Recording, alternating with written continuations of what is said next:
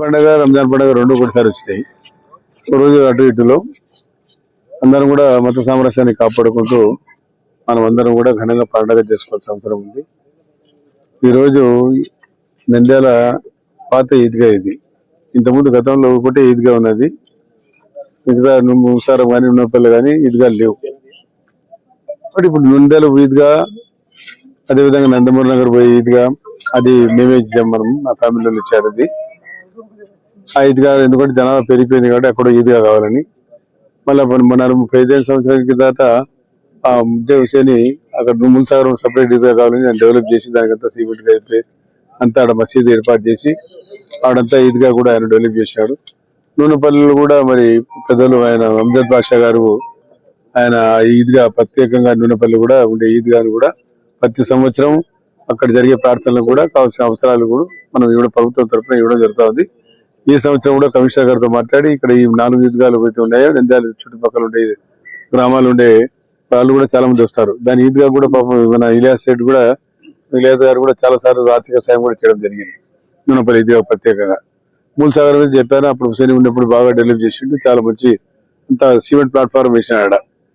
అప్పుడు బాగా నిధులు ఉన్నాయి. ఇప్పుడు కొంచెం నిధులు కొరత ఉంది. నిధులు కూడా ఉన్నాయి. ఇప్పుడు ఈ ఈద్గా అయితే దాదాపుగా ఆయన చెప్పా డిఎండబ్ల్యూ దగ్గర ఆమె దగ్గర దాదాపుగా ఒక ₹1 కోటి దాకా ఉన్నాయి. అందులో 25 లక్షల రూపాయలు మళ్ళా ఎందుకంటే అది మధ్యలో ఆగిపోయింది కాబట్టి నూనెపల్లిలో షాదీకి ఇది లేదు, కమ్యూనిటీ హాల్ లేదు, షాదీఖానా కావాలి. ఆడ కమ్యూనిటీ వాళ్ళు వస్తున్నారు. ఏ కమ్యూనిటీ కూడా లేదు. తక్కువ రేటుకు వస్తుంది కాబట్టి వస్తే బాగుంటుంది అని చెప్తే మళ్ళీ దాన్ని రెనోవేట్ చేయడానికి మళ్ళీ గతంలో 42 లక్షలు ఇచ్చాము. మళ్ళీ ఇప్పుడు కూడా మళ్ళీ 25 లక్షలు ఇచ్చా. అది కింద ప్లాట్ఫామ్ అంతా చేసినాడు. మళ్ళీ అది కూడా అయిపోతుంది. ఇంకా తక్కువ పడితే దానికి మళ్ళీ డబ్బులు ఇచ్చి దానికి ఇతన కానీ కంప్లీట్ చేస్తాం.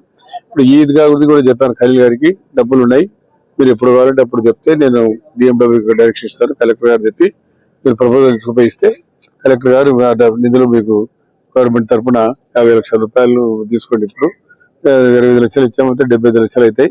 మిగతా ఆమె దగ్గర ఉండని మరి ఏదైనా అవసరాలు మున్సాగరం అడుగుతున్నాడు ఆయన. సరే ఇంకా డబ్బులు కావాలా?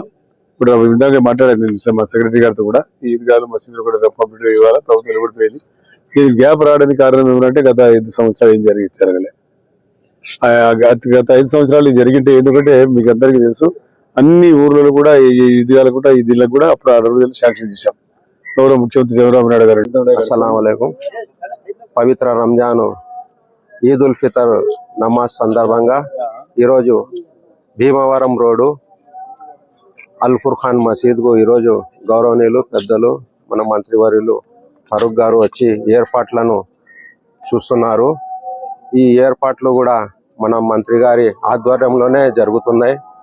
వారి సూచనలు సలహాల మేరకే పండగకు వేలాది మంది ప్రజలు ఇక్కడ నమాజ్ చేయడానికి వస్తారు కాబట్టి వాళ్ళకి ఎటువంటి అసౌకర్యం కలగకుండా సీలింగులు షామియానాలు అయితేనేమి, కాంపౌండ్ వాళ్లకు రంగులు వేయడం కానీ, గేట్లకు రంగులు వేయడం కానీ, క్లీనింగ్ శానిటేషన్ కూడా దాదాపు 15 రోజుల నుంచి ఇక్కడ జరుగుతుంది.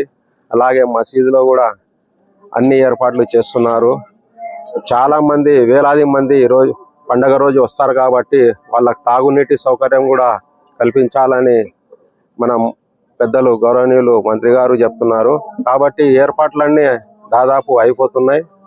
ఎవరికి ఎటువంటి అసౌకర్యం కలగకుండా అన్ని ఏర్పాట్లు చేస్తున్నారు. మన కమిటీ తరఫున కూడా చాలా మంది కష్టపడుతున్నారు ఇక్కడ 1 నెల నుంచి.